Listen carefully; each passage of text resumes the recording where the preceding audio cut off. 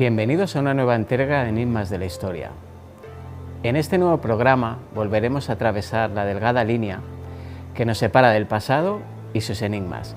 Viajaremos a un lugar mágico y misterioso, recorreremos el tiempo y conoceremos datos muy interesantes.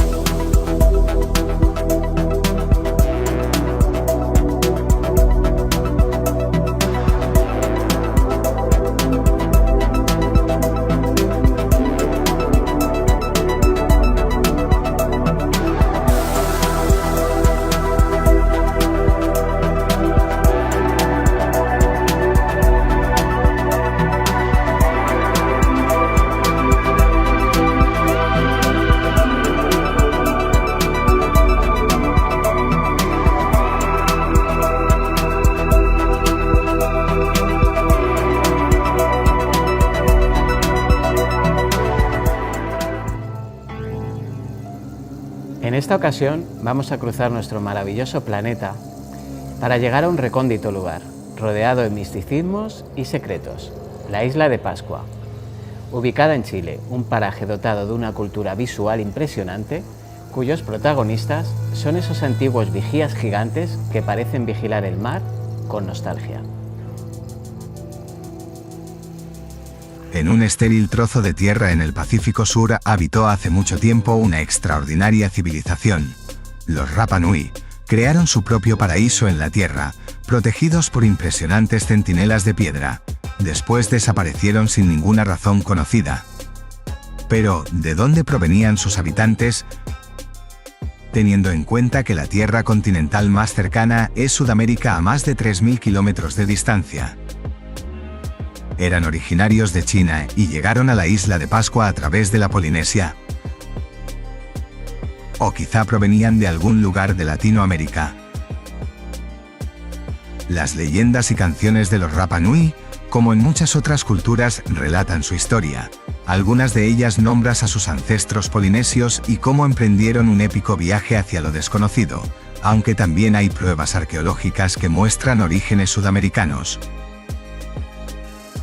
¿Qué vestigios han sido hallados de los Rapa Nui? Se sabe que dominaban el arte de la escritura, aunque solo lo aprendían sacerdotes y las clases dirigentes.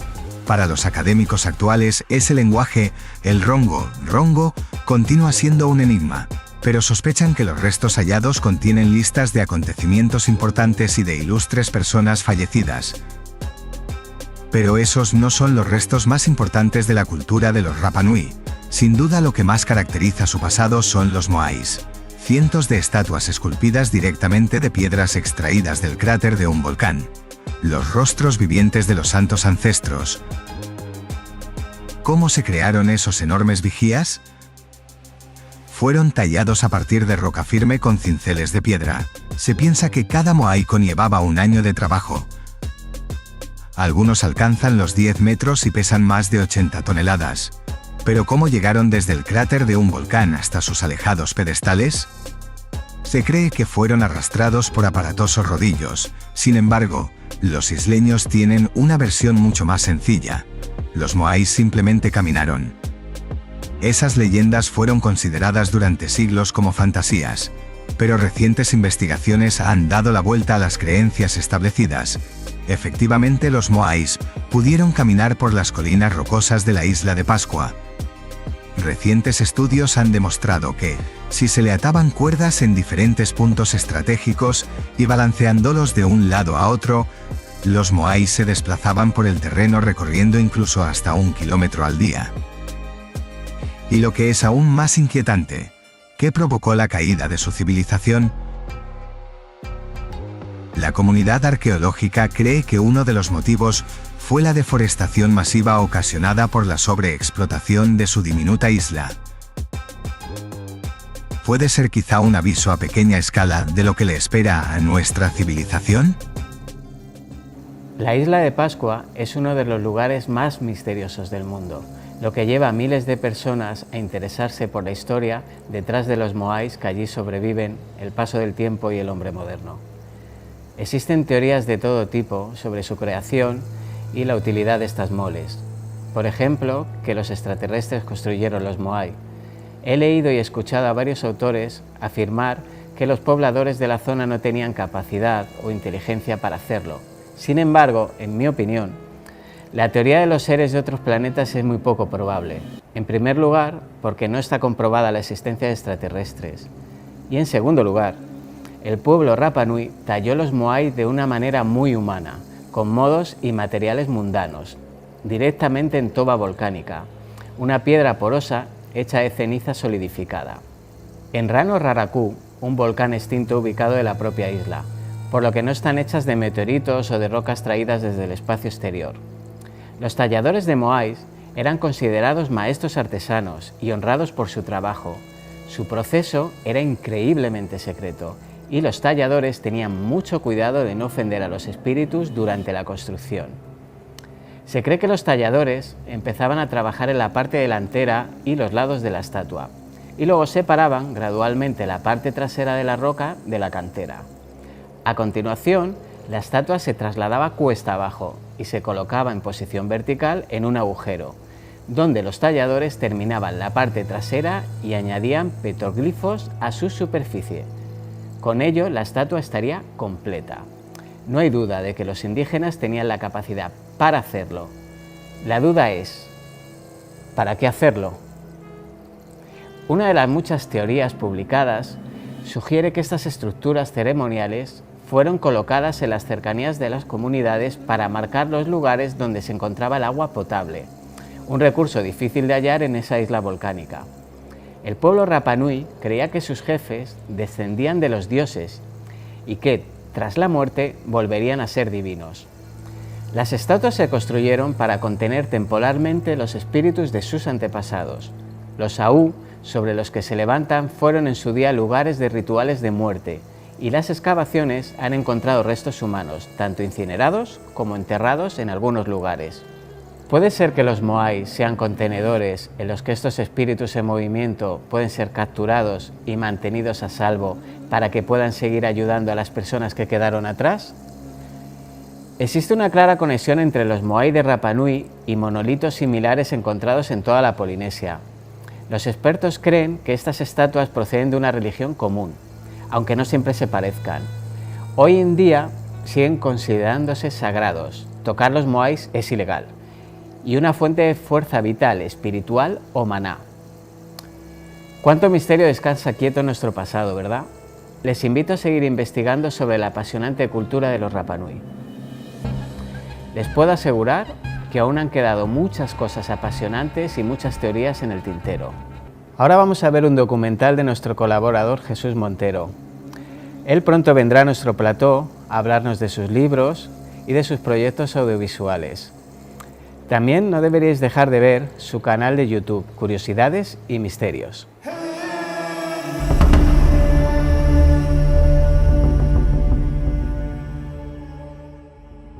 De todas las ciudades que hay en el mundo, pocas tienen una historia más rica, amplia y variada que la ciudad de Toledo. La Toletum romana, la capital del reino visigodo, la Toledo que dominó la marca media de Al-Ándalus en la península ibérica, la capital imperial, en definitiva, una ciudad que durante más de 2000 años ha sido escenario principal de las más importantes gestas, batallas y, cómo no, leyendas que han llegado a nuestros días.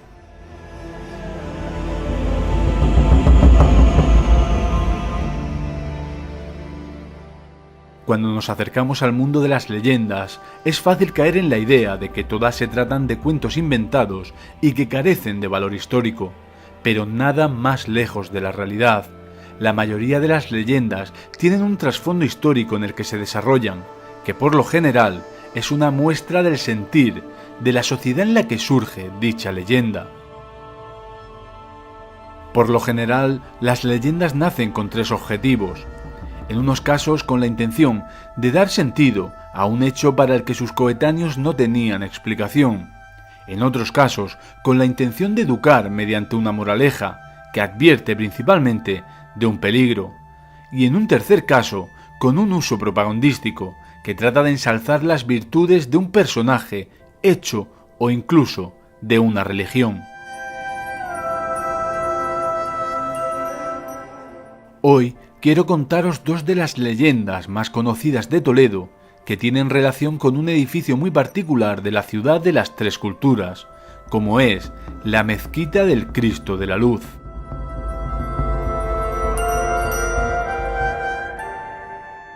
Cuenta la leyenda que corría el año 1085 cuando el rey Alfonso VI de León, tras haber conquistado la ciudad de Toledo, se disponía a entrar en la villa acompañado de su séquito. Para ello, utilizó la entrada conocida como la antigua Puerta de Bisagra y que desde aquel día lleva su nombre. Cuando encaraba la pronunciada cuesta que discurría junto a una pequeña mezquita, su caballo se detuvo de golpe, hincando la rodilla en el suelo y negándose a continuar la marcha. Este hecho extrañó a la comitiva, que al no entender el comportamiento del animal, interpretó que se trataba de una señal divina, por lo que comenzaron a buscar una explicación. Tratando de encontrar esta explicación, entraron en el interior de aquella pequeña mezquita y observaron que de la grieta de uno de sus muros emanaba una tenue luz, por lo que se ordenó cavar en aquella ubicación. Lo que allí encontraron sorprendió a todos. Tras aquel muro se escondía un pequeño crucifijo que mantenía viva la llama de un candil que lo iluminaba, a pesar de haber pasado casi 400 años bajo dominio musulmán. Este hecho se tomó por un milagro y allí se ordenó cristianizar el edificio que desde entonces se conoce como la Mezquita del Cristo de la Luz.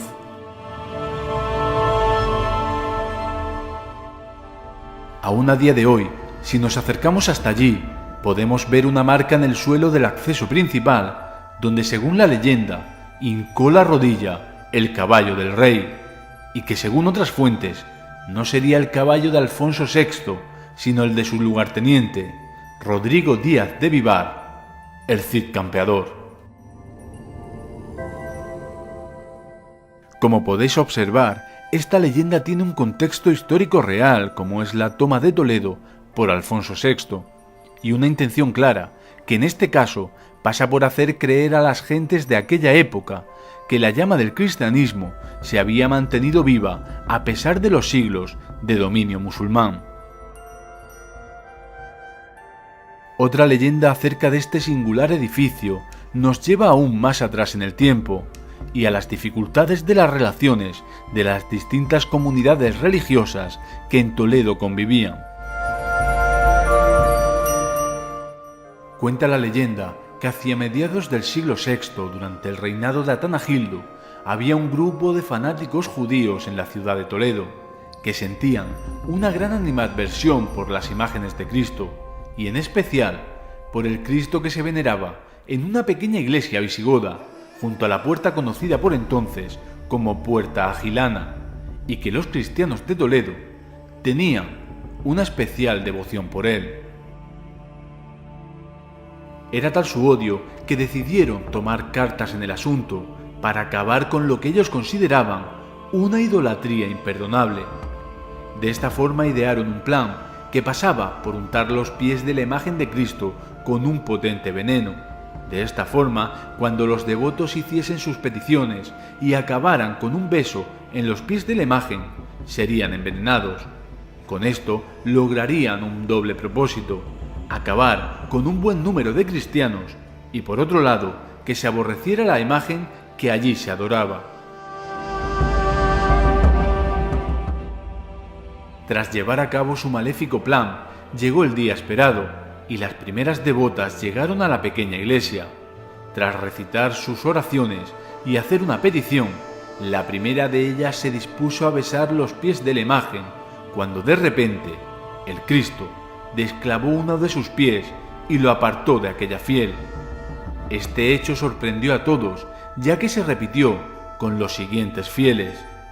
El sacerdote, Extrañado de tal hecho insólito, se acercó a la imagen y se percató de que el pie desclavado estaba untado con una sustancia de color amarillento verdosa.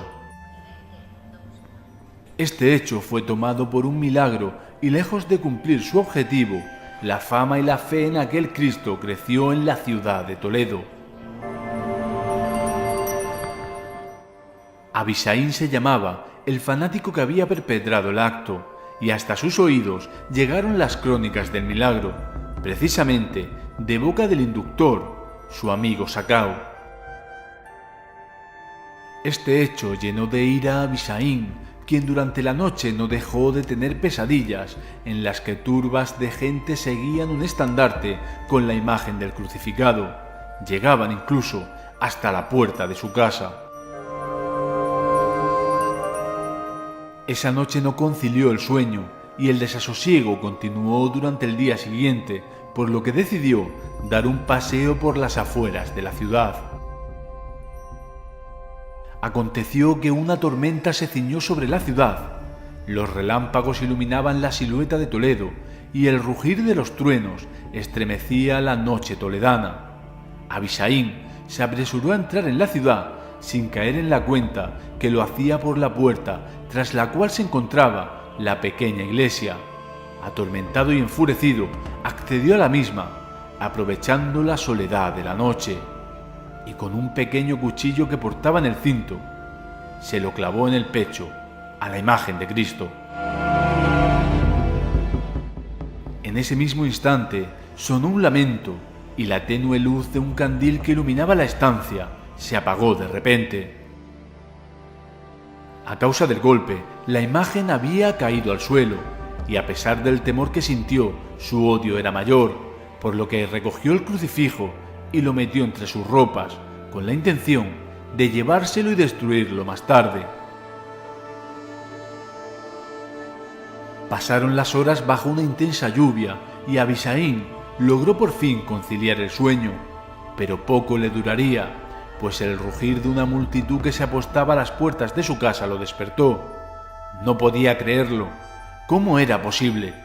Nadie sabía lo que había sucedido la noche anterior, por lo que no podía ser delatado. Asustado, fue a buscar el crucifijo, y fue entonces cuando se percató que los ropajes donde los había cubierto estaban ensangrentados y habían dejado un rastro que discurría por el camino que había tomado de vuelta a casa, y que a pesar de la intensa lluvia, el agua no había sido capaz de borrar.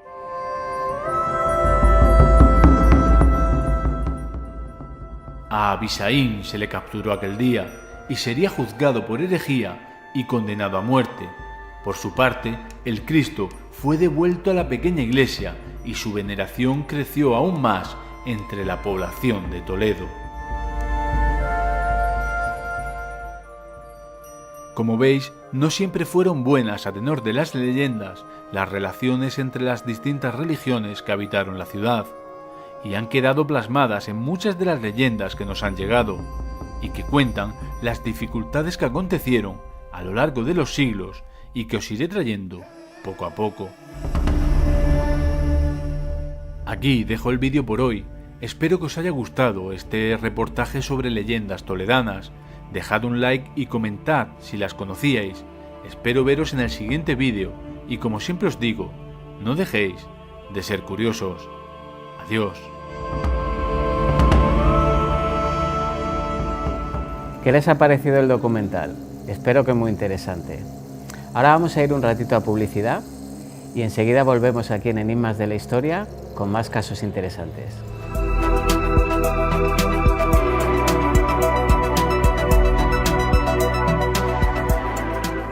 Tengo aquí un libro, se ha llamado El libro de Urantia, y tengo aquí un amigo, Javier Martínez. Él no es el escritor de este libro, ahora nos contará quién lo ha escrito, cómo y por qué.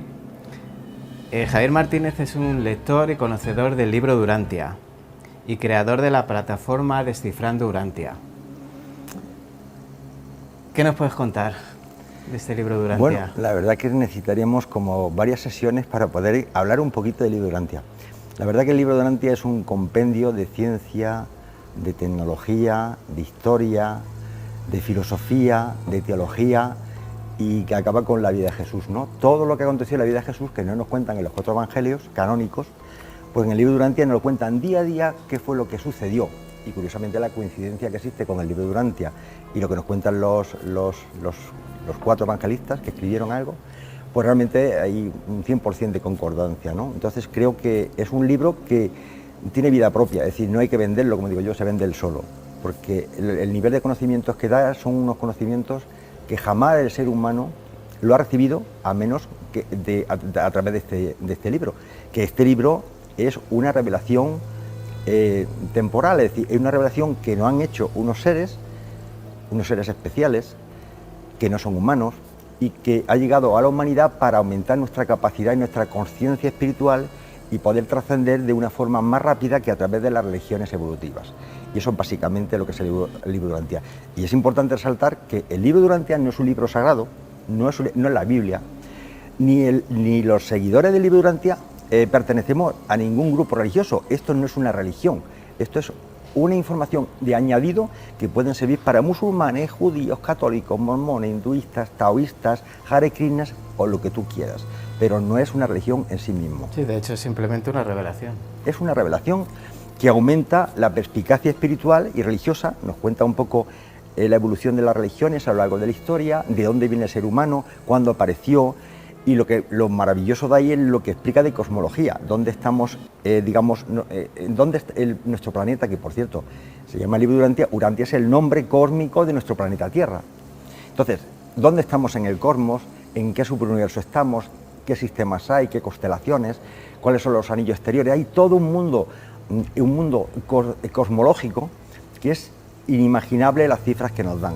Y ahora actualmente con los nuevos descubrimientos, con los nuevos satélites, pues estamos descubriendo que todo lo que dice el libro de Durantia es cierto y está confirmado por la astronomía actual, no por la astrología, cuidado, por la astronomía actual. De hecho, esta entrevista la vamos a dividir en 2 partes porque da para mucho. Es un libro muy complejo, tiene muchísimo temario, muchísimo por descubrir. Y bueno, vamos a empezar por la primera parte que hemos decidido empezar, y es cómo se escribió, cómo se recibió esta información. Bueno, pues esta es una de las interrogantes más grandes que existe con relación con el libro de Durantia. ¿Y por qué es un interrogante? Pues mira, vamos a ver, los reveladores, los que no han dado esta información, lo que no pretenden es que se deifique al escritor ni a ninguna persona relacionada con el libro de Durantia.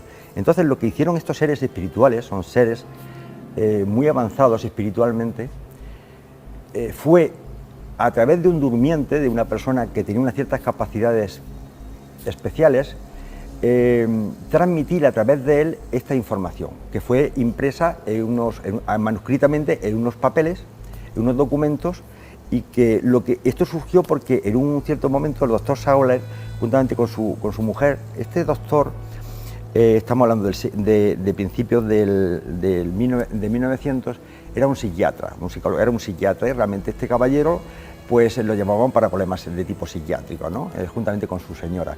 Y resulta que una de las vecinas que vivían en el mismo edificio, pues le dijeron que su marido no se despertaba, que hacía como que hablaba por la noche solo, pero que no eran incapaces de despertarlo. Entonces llamaron al psiquiatra y este hombre pues empezó a intentar despertarlo, vio que no, y entonces empezó a hacerle preguntas.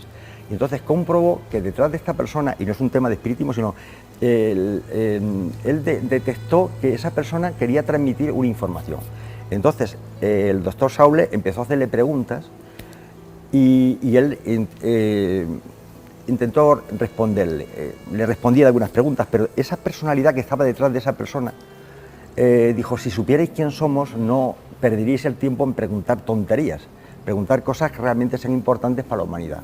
Y a partir de ese momento, juntamente con su señora y un grupo de amigos, empezaron a hacer preguntas de la vida de Jesús, de cosmología, de ciencia, tecnología, y todas esas preguntas al día siguiente volvían, y el durmiente al lado estaban todos los folios escritos, eran manuscritos donde contestaba al 100% esas preguntas. Claro, el doctor Sauler, que no era conocedor de muchas cosas y que además en aquella época había muchísimas sesiones de espiritismo y tal, estaba en contra, estaba descubriendo a la gente que se encargaba de de buscarse la vida engañando a la gente con temas de espiritismo, lo que hizo que fue cogió toda esa información que no se la creía ni la entendía y se la llevó a los mejores expertos que él conocía de su tiempo, ¿no? Entonces esos expertos le dijeron que efectivamente eso era cierto, todo lo que estaba diciendo, incluso había cosas que ellos no sabían. Entonces, a partir de ese momento empezaron a hacer más preguntas y empezaron a aparecer pues los 196 capítulos que consta el libro de Durantia, que tiene 2096 páginas en papel finito, es decir, esa es la leche, y que realmente es un compendio como no os podéis imaginar. Yo os recomiendo que lo leáis. Y a partir de ese momento, ¿qué pasó? Que esos manuscritos se empezaron a mecanografiar. Y curiosamente, cuando se guardaban, lo guardaron en una caja fuerte y tal, desaparecieron todos. De alguna forma, los reveladores no quisieron dejar la más mínima señal para que no se deifique, si no pasaría pues como pasa dentro del catolicismo, ¿no? Que los trocitos de la cruz de Cristo, de las espinas de Jesucristo, había que intentar que no se pudiera relacionar con ninguna persona, ni siquiera tener textos que podíamos considerar como sagrados en el futuro. Desapareció todo y lo que quedó fue la información. Hubo un grupo de contacto de 70 personas, que fue la que crearon el grupo de contacto, que se dedicaron a estudiar y a analizar cada uno de los documentos, de los 196 documentos, y realmente a partir de ese momento, pues hubo un momento que se decidió publicarlo, que fue exactamente en 1955. Lo recuerdo porque fue el mismo año que yo nací. Y a partir de ese momento se empezó a publicar. Está publicado ahora mismo en más de 32 lenguas y realmente es un compendio que yo creo que cualquier persona que tenga el más mínimo interés de qué va a pasar después de la vida, qué pasa, qué es el cosmos, para qué estamos aquí. Es decir, prácticamente a mí particularmente me ha respondido al 100% de las preguntas que yo tenía de tipo importante en la vida. ¿Para qué estoy aquí? ¿Cuál es mi misión? ¿En qué consiste la vida, la naturaleza? Es decir, muchísima información, incluso de física cuántica que aparece aquí, pues todo eso pues, nos va a ayudar. Entonces, si tienes interés en profundizar, te recomiendo que te lo leas, aunque no creas en él. No hace falta que creas en él, esto no es un libro religioso. Tú empápate de él y analízalo y critícalo, y si realmente cuando no quieres, como el Corte Inglés, pues lo devuelves. De todas formas, para quien piense que es una locura lo de la revelación, tal y como lo has contado, seguramente pertenecerá a una religión que se basa en revelaciones de manera muy similar, así que tampoco es una locura la manera de recibirlo. Bueno, si lo analizamos con las demás religiones, todo ha sido recibido de forma milagrosa y mística. Exactamente, es decir, no es ninguna locura. La misma Biblia no apareció en la Biblia, es un compendio de un montón de escritos de diferentes épocas, de diferentes autores que se recopilaron de mala manera y actualmente pues te venden un libro que se llama la Biblia, pero es un recopilatorio y tal. Pero de cualquier religión, de los libros que tú quieras, siempre ha sido escrito, otros no tienen ni siquiera procedencia ni génesis, ni siquiera se sabe cuándo han aparecido. Con lo cual, ¿qué es misterioso su aparición? Sí. Es misterioso su aparición, no lo podemos negar. Pero yo creo que el libro de Durantia se defiende él solo.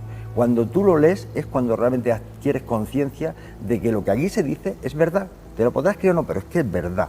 Y además no hay nada, está tan bien hecho, tan bien escrito, que es que no hay contradicción ninguna. Es que en 2096 páginas que tiene, o 2097 páginas, no hay la más mínima contradicción.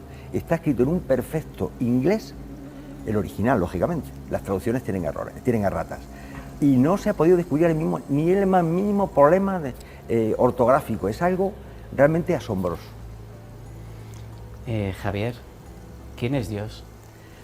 Esta es la gran pregunta. Yo te voy a decir quién es Dios para mí. Ya me gustaría saber, yo creo que nadie en este mundo puede contestar esa pregunta. Nadie, ni el Papa del Vaticano. Desde mi punto de vista, habría que decir, es que el concepto de Dios y deidad es complejo de definir, pero por lo que sabemos por el libro de Durantia, que es a lo que yo me voy a referir, el concepto de Dios es el concepto de un ser que es inconmensurable, infinito, eterno, absoluto, sin principio y sin fin, y que en un momento, por ponerle tiempo, en un momento de su realidad, sin espacio y sin tiempo, decidió que se formaron tres personalidades, que es el Padre universal, el Hijo eterno y el Espíritu infinito. Pero que es un solo Dios, no son tres dioses, un solo Dios con tres personalidades diferentes. Y para mí ese es el concepto del Dios único. Después, todo lo que nosotros conocemos de Jesús o de muchas otras personalidades son deidades, son hijos de esa Trinidad primogenia, sin espacio, sin tiempo, y que reside en un lugar en el cosmos, reside. físicamente, pero no en un lugar material como el concepto que nosotros lo conocemos, en un espacio, digamos, electrónico, con materia, con átomos, con estructuras atómicas y con energías. De hecho, no sabemos casi nada. Estamos hablando de la materia oscura, energía oscura, materia visible. Todos esos conceptos forman parte un poco de la esencia de esa Trinidad que en un momento decide separar lo que es personalidad de lo que es cosa, y que realmente esa personalidad decide por propia convicción, por propia voluntad, crear un proyecto de vida, y es en el proyecto en el cual nosotros todos estamos, digamos, vivimos en un cosmos inmenso de millones y millones de sistemas. De hecho, hay más galaxias que arenas de playa, de todas las playas del planeta. Es inconmensurable las dimensiones que se manejan, y que él decidió que existe una realidad espacio-temporal a la cual nosotros estamos aquí. ¿Que para qué estamos aquí tal? Eso se puede contestar en otra pregunta porque sería larga. Pero eso es el concepto un poco para mí. Dios es un ser trino, inmenso, infinito, eterno, sin principio ni fin, que además es incalificado. No se le puede calificar porque es absurdo. Dios no es un señor mayor con barba y con un triangulito, con una paloma al lado y tal. Eso es una broma de Dios. Dios es un ser inmenso, amoroso, por propia convicción, porque quiere ser amoroso. Podría ser todo lo contrario, pero es amoroso y es benévolo para todos. Es un ser inmensamente bueno y grande, y nosotros somos sus hijos. Pero es una bondad al estilo de lo que nos dice la tradición, de lo que nos dice la Iglesia Católica, esa bondad de si te portas mal tienes castigo, toda obra tiene su castigo, todo sí, eso. Bueno, ¿Es ese Dios el que habla Urantia? Vamos a ver, no, ese no es el Dios que habla Urantia. Vamos a ver, ese Dios que nos cuentan, el Yahvé, guerrillero, belicoso, celoso, que mataba a la gente, y ese Dios es el Dios judío, de un Dios, es un invento del mundo judío, que luego ha ido evolucionando, lógicamente, pero ese Dios pequeñito no tiene que ver nada con el Dios que estamos hablando. Es decir, el Dios inmenso de la creación no tiene que ver nada con ese Dios judío, ni católico, ni musulmán. Es que no. A ese Dios le veo con sentimientos humanos. Es que los sentimientos humanos son sentimientos de los humanos, pero ese Dios está por encima de los sentimientos humanos. Es puro amor y pura bondad. Entonces, nosotros los hechos y los actos los consideramos que son buenos o malos en función de nuestros propios intereses. Es decir, si yo me pincho, como me duele, es malo, ¿entiendes?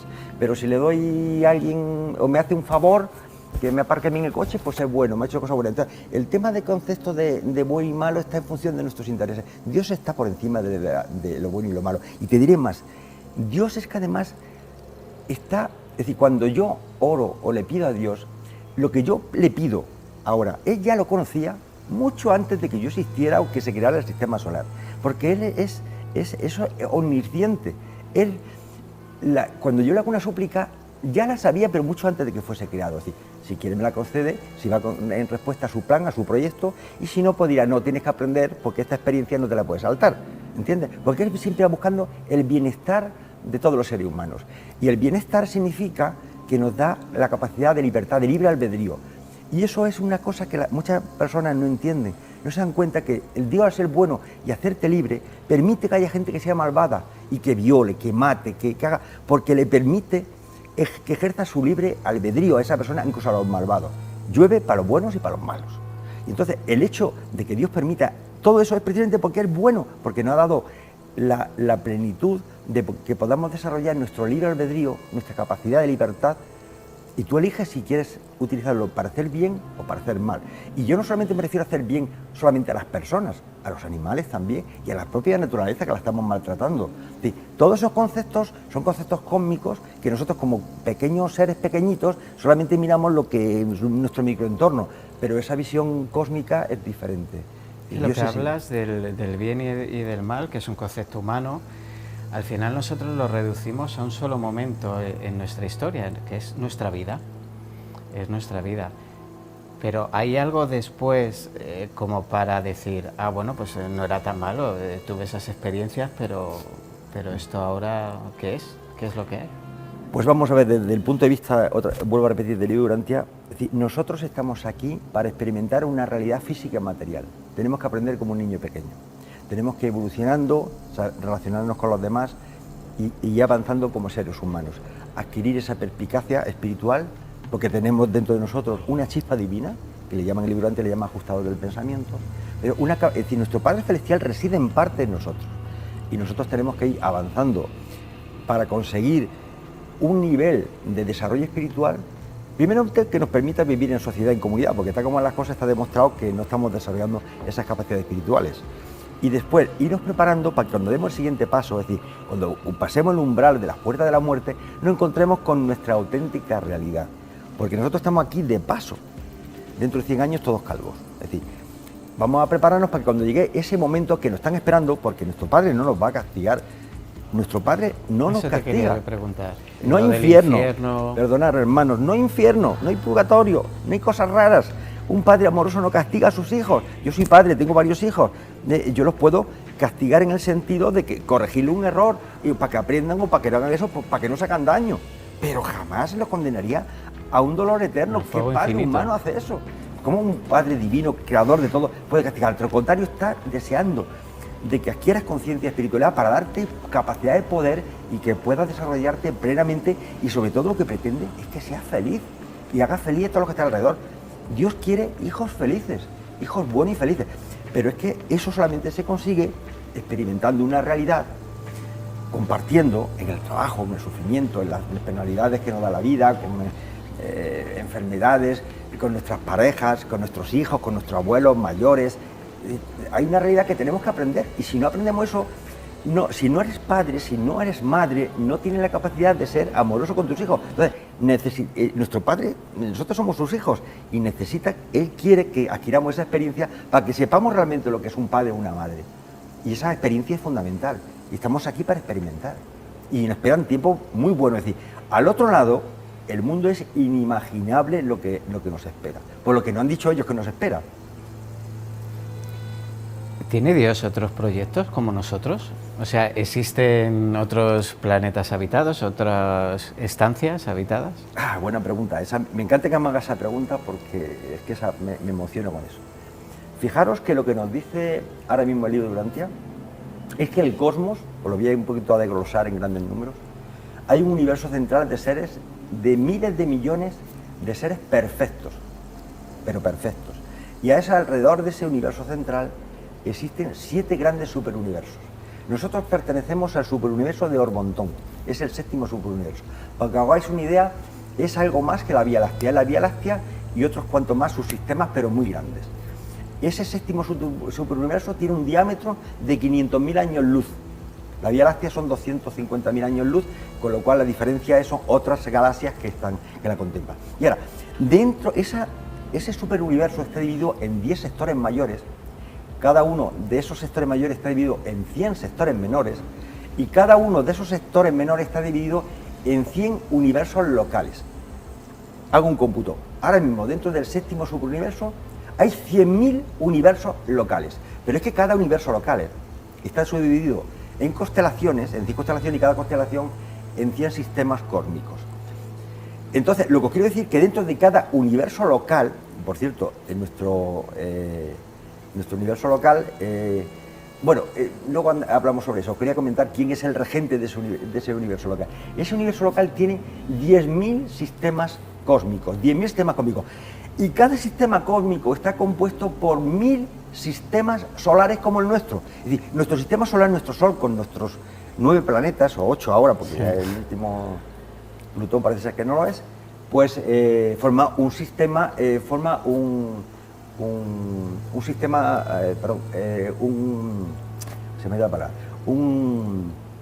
solar, un sistema solar único. Pero dentro de cada sistema cósmico hay 10.000 sistemas solares como el nuestro. Y en cada sistema solar hay al menos un planeta con vida actualmente. Pero hablas de un sistema de organización perfecto.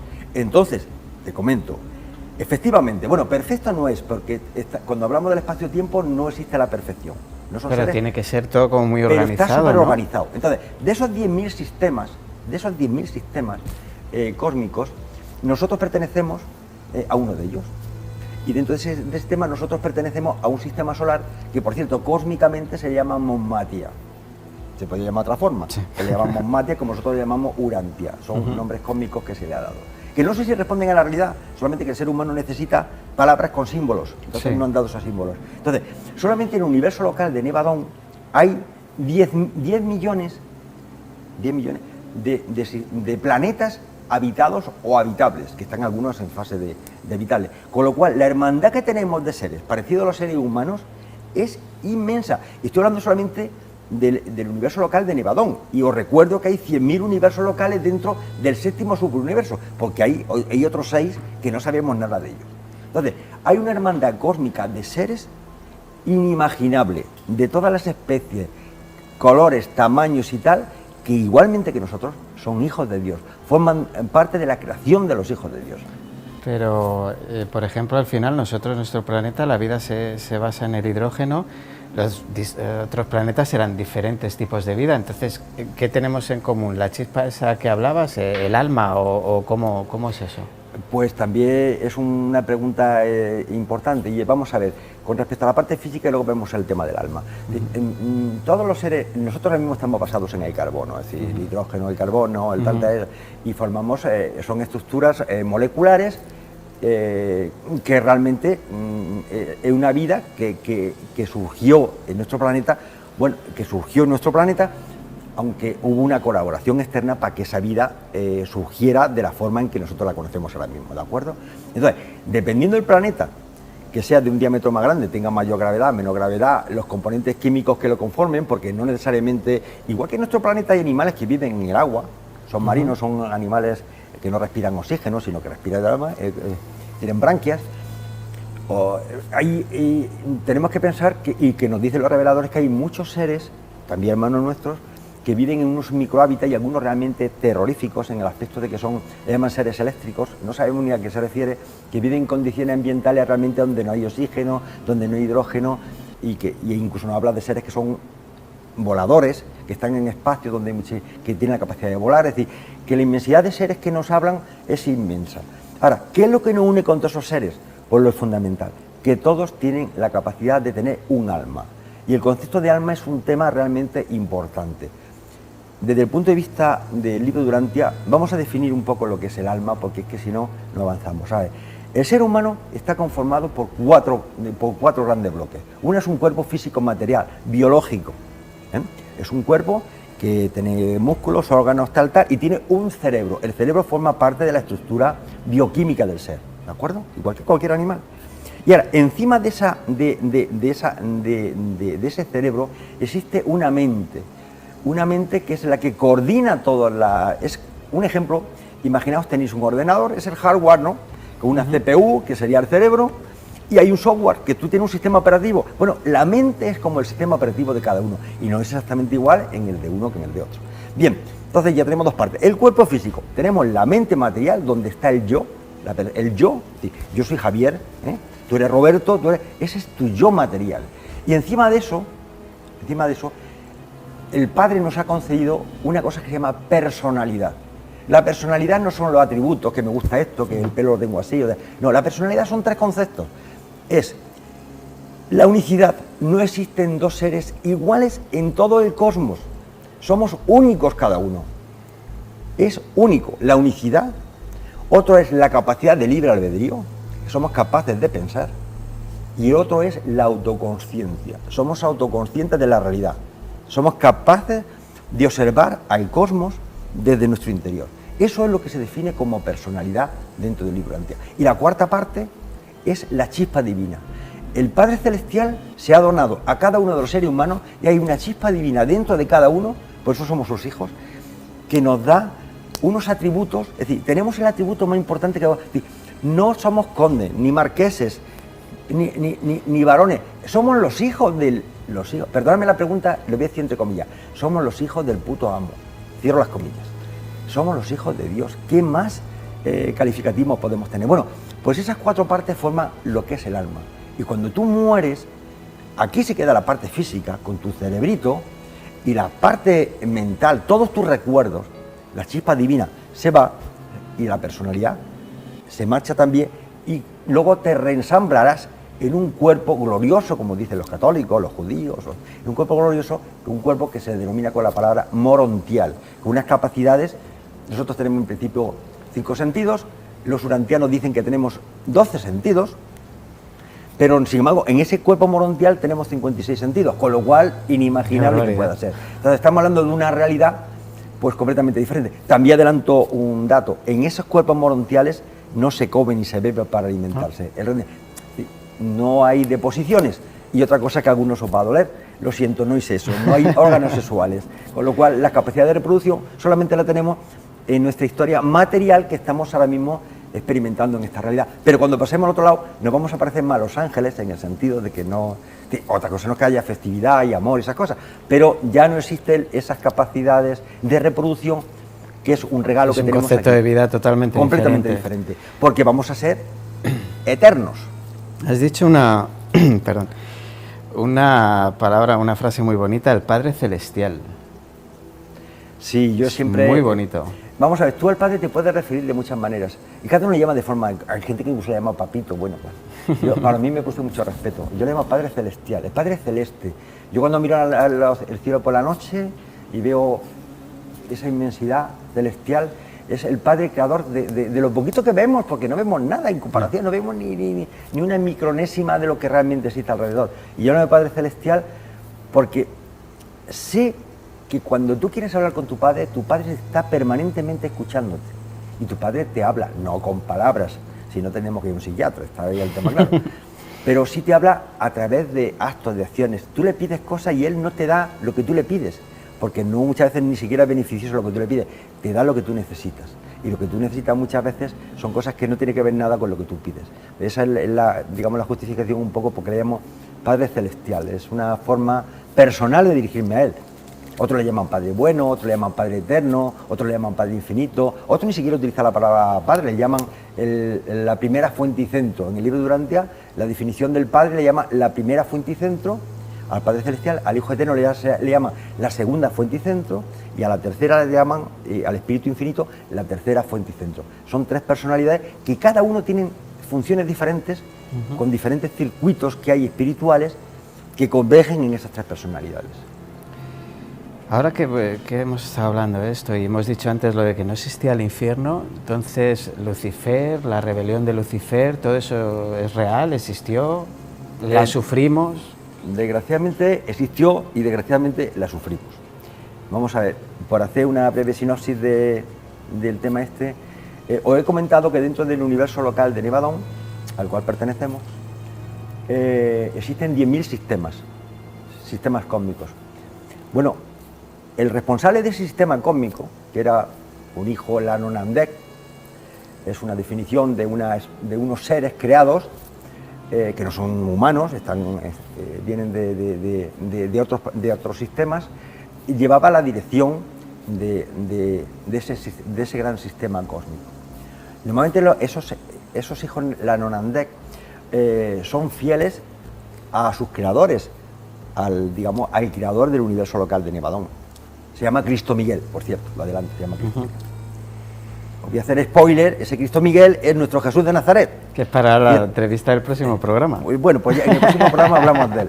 Entonces, ese ser, que era un ser perfecto, bueno, perfecto no era del todo, pero era un ser maravilloso, luminoso como no os podéis imaginar, grande, con un poder enorme, controlando 1000 sistemas solares, uno de ellos como el nuestro, decide que lo puede hacer mejor que su creador, que Cristo Miguel. Y decide que quiere cambiar las normas de funcionamiento y entonces empieza a crear un concepto de libertinaje. Y entonces a 36 mundos habitados los engañó. Entonces él creó un decreto de libertad que es digno de ver porque realmente es un tema bastante profundo. Y entonces muchos dirigentes de cada planeta, porque cada planeta tiene un gestor, digamos, un administrador planetario de ese planeta, nosotros tenemos uno que se llamaba Caligastria. Automáticamente esos administradores de cada esfera planetaria con vida, pues se unieron a la rebelión. Fueron 36 mundos que se unieron ahora, y realmente pues fue un caos, en el sentido de que en vez de seguir una evolución basada un poco en el desarrollo y el avance científico, esa personalidad, lógicamente no estaba él solo, estaba también al lado de Satanás, que era su lugarteniente, porque hay que distinguir, es que todo el mundo, por ejemplo, el mundo católico se confunde, Lucifer con Satanás, con el príncipe son todos el demonio. Galigastia, todo el mismo, son diferentes personajes, incluso con Belcebú. Belcebú es otra personalidad, que hablaremos si tenemos tiempo de ese tema. Entonces, a diferentes niveles se ponen de acuerdo para repartirse el poder y ser ellos los dioses los que controlan el tema, en contra de sus autoridades, sus creadores superiores. Y realmente aparece el concepto de mal y de iniquidad. Gente que sabía que estaba haciendo el daño por su propio poder, por egoísmo, vanidad, soberbia, pues esclavizan a los seres humanos en el sentido de que le quieren quitarle la capacidad de libre albedrío, quieren controlarlos. Y eso, claro, cuando realmente los grandes hermanos, los ancianos de los días, es como lo definen en el libro de Antia, toman control del tema, automáticamente a este caballero lo cogen y automáticamente lo llevan a prisión, Pero, y a Satanás, igual su lugarteniente, lo llevan a prisión. El príncipe planetario no, lo han dejado aquí, está aquí, no tiene poder ninguno, no tiene capacidad de influencia ninguna, pero si tú lo buscas lo encuentras, cuidado, él no puede interferir sobre las débiles mentales, no puede interactuar con las personas si no lo deseas, pero si tú lo buscas, te lo encuentras, cuidado, las cosas hay que decirlo claramente. Y ahora mismo pues, está retenido aquí, ¿hasta cuándo? Nos dicen los reveladores que hasta que, mientras tenga seguidores, va a estar aquí. Le respetan incluso el libre albedrío de uno que es un inicuo. Aún así, cuando desaparezcan todos esos seres que no lo quieren realmente, irá a prisión. Y eso lo estamos pagando ahora mismo, y de hecho las consecuencias de las guerras, del egoísmo, de la vanidad, la soberbia, de las tendencias naturales, pues están aquí un poco porque él fue, digamos, el causante, el promotor del mal. Y eso es básicamente... Se puede hablar mucho de ese tema. Bueno, Javier, lo vamos a dejar por hoy porque para el siguiente programa vamos a hablar del tema favorito de los que hemos empezado a leer este libro, que es Jesús de Nazaret. Pues muchísimas gracias por venir, Javier. Te emplazo al siguiente programa y les recomiendo que no se lo pierdan porque va a ser muy interesante. Nos va a faltar mucho tiempo. Gracias a ti. Sí, no, al final deberíamos dedicar, el libro es inmenso, o sea, es inmenso, deberíamos dedicarle 10 programas por lo menos. Intentaremos acortarlo lo más posible y dar los datos que nos parezcan más interesantes o más importantes. Pero muy agradecido y muy interesado en seguir leyendo este libro Durantia. Muchísimas gracias, Javier. Roberto, a tu disposición y a la de todos vosotros. Gracias. Un placer, muchas gracias.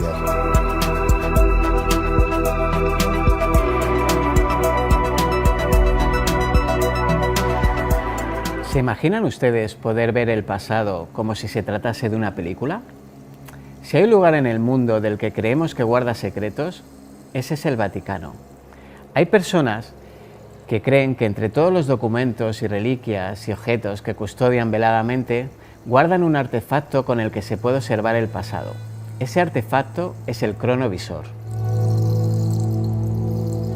El cronovisor fue creado por el padre Marcello Pellegrino Ernetti, un monje benedictino que mantuvo el dispositivo en secreto hasta la década de los 60. Según sus afirmaciones, había creado junto a un grupo de científicos una máquina del tiempo que permitía ver y escuchar eventos históricos. De acuerdo con su testimonio, la máquina, a la que denominaron cronovisor, funcionaba como un telescopio, enfocando imágenes y sonidos específicos del pasado. Su funcionamiento se basaba en que las energías espirituales de las alamas podían transformarse en ondas de radio, y que esa energía se quedaba grabada en el tiempo, permaneciendo grabadas en una suerte de éter espiritual, y que con varias antenas hechas de metales misteriosos podían captarlas y formarlas de nuevo en las mismas imágenes y sonidos tal y como sucedieron en el pasado. Con una suerte de sintonizador conseguían llegar al momento que querían observar. Para ello tenían una pantalla de televisión y un grabador para poder guardar todo lo visionado. Según Ernetti, pudieron ver y grabar sucesos tan importantes como la destrucción de Sodoma y Gomorra, la última cena o la crucifixión de Jesús de Nazaret.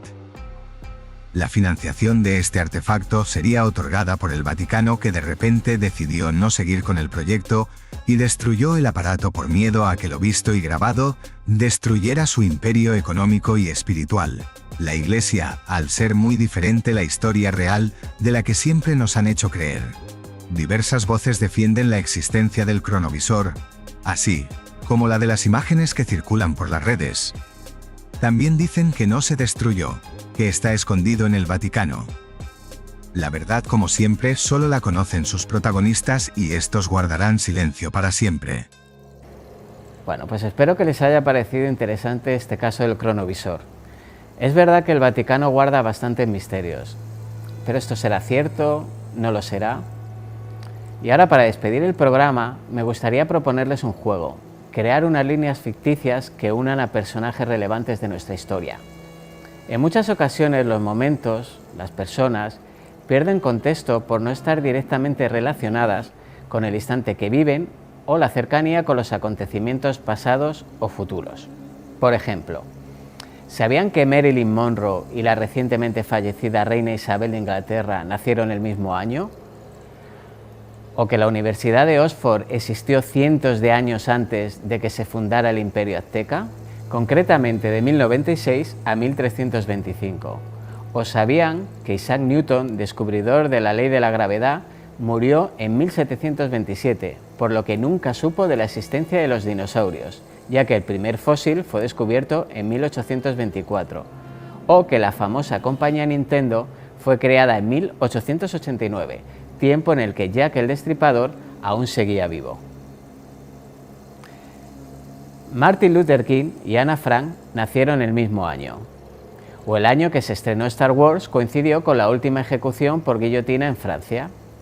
Los tiburones son más antiguos que los anillos de Saturno. Los tiburones se remontan a más de 450 millones de años y los anillos de Saturno son bastante más recientes, de solo 100 millones de años.